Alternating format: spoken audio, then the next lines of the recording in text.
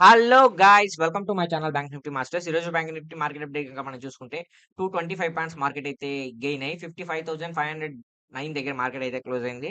So, నాకొక subscriber అయితే message పెట్టాడు. యాక్చువల్లీ నిన్న మార్కెట్ అయితే దూసుకెళ్ళిపోతుందని చెప్పాను. బట్ ఫాలో అయింది. బట్ ఈరోజు మార్కెట్ గనుక చూస్తే ఈరోజు మార్కెట్ అయితే రాకెట్ లాగే దూసుకెళ్ళింది.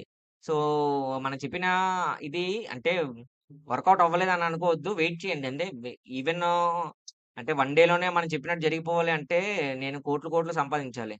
ఫ్రాంక్‌గా చెప్పాలంటే. సో, నేను చెప్పే ప్రిడిక్షన్స్ ఏంటంటే ఓకే. ఇది 80% of experience at the same time 80% of prediction. అంతే తప్ప 100% ఇదే అవుతది అని కాదు. ఇది మాత్రం మీరు సబ్‌స్క్రైబర్స్ ఎవరైతే ఉన్నారో వాళ్ళందరూ కొంచెం మైండ్‌లో పెట్టుకోవాలి. ఎందుకంటే ఈ పక్కా ఇదే జరుగుతది. ఇది ఇంకా పక్కాగా జరుగుతది అని అనుకుంటే సో, నేనైతే కోట్లు, కోట్లు సంపాదిస్తాను ఫ్రెండ్స్. సో, మీరు ఆలోచించండి. సో, నేనేమి ఒక 20,00,000, 30,00,000 ఎర్న్ చేయట్లేదు గదా! సో, నేనేదో మినిమల్‌గా ఎర్న్ చేసుకొని వెళ్తున్నాను. మెల్లమెల్లగా ఎళ్తున్నాను. సో, నా క్యాపిటల్ కూడా చాలా చిన్నది. మీకు ఆల్రెడీ చెప్పాను. సో, చిన్న క్యాపిటల్‌తోనే ఎళ్తున్నాను. ఏదో మెల్లగా ఎళ్తున్నాను. యూట్యూబ్ అనేది ఎందుకు స్టార్ట్ చేశానంటే, ఏదో నా తరపు నుంచి ఒక సపోర్ట్ అనేది మీకొచ్చి, సో, నా అనాలిసిస్, నా ప్రిడిక్షన్స్ మీకేమైనా నచ్చి, మీరు దాన్ని ఫాలో అయితే మీకు కూడా ఏదో లాభం వస్తది అని ఒక్క రీజన్‌తోనే తప్ప, ఇంకా వేరే రీజన్ అయితే ఏం లేదు ఫ్రెండ్స్. ఓకేనా? సో, వన్ డే క్యాండిల్ గనుక చూస్తే, వన్ డే క్యాండిల్ అయితే మార్కెట్ అయితే కంప్లీట్‌గా ఏదైతే ఫాల్ వచ్చిందో, యాక్చువల్లీ నేను మార్కెట్‌లో ఏం ఎక్స్‌పెక్ట్ చేశానంటే, మార్కెట్‌లో కొంచెం ఫాల్ అవుద్దని ఎక్స్‌పెక్ట్ చేశాను. కానీ మార్కెట్‌లో స్లైట్‌గా ఫాల్ అయ్యి, మార్కెట్ అయితే ఒక బౌన్స్ బ్యాక్ అయితే అయింది. మీరు 15 మినిట్స్ క్యాండిల్ గనుక చూస్తే మార్కెట్‌లో స్టార్టింగ్ చూసారా? స్టార్టింగ్ చిన్న ఒక ఫాల్ అవుతున్నట్టే సిగ్నల్ ఇచ్చి, దాని తర్వాత ఒక కన్సల్టేషన్, దాని తర్వాత ఒక బౌన్స్ బ్యాక్ అయితే అయింది. So, actually market first 15 minutes fall అయిన తర్వాత నేను వెంటనే ఇక్కడ పుట్ ఆప్షన్ తీసుకున్నాను ఫ్రెండ్స్.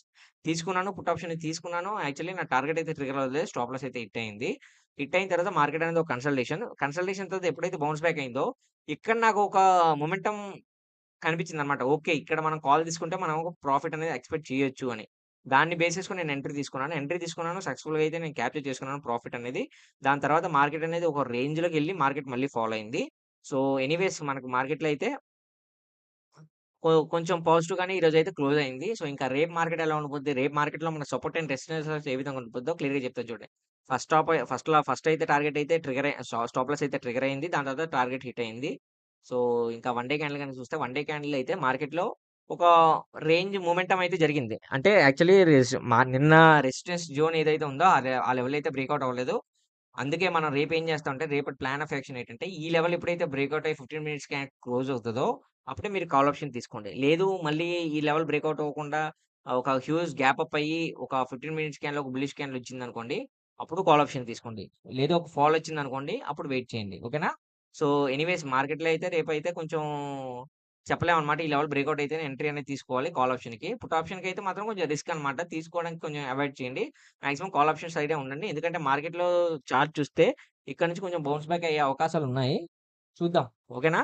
సో, నేనైతే సపోర్ట్ అండ్ రెసిస్టెన్స్‌లో వీడియో ఉంటే పెడతాను. మీకు కావాల్సిన స్క్రీన్‌షాట్ తీసుకోండి.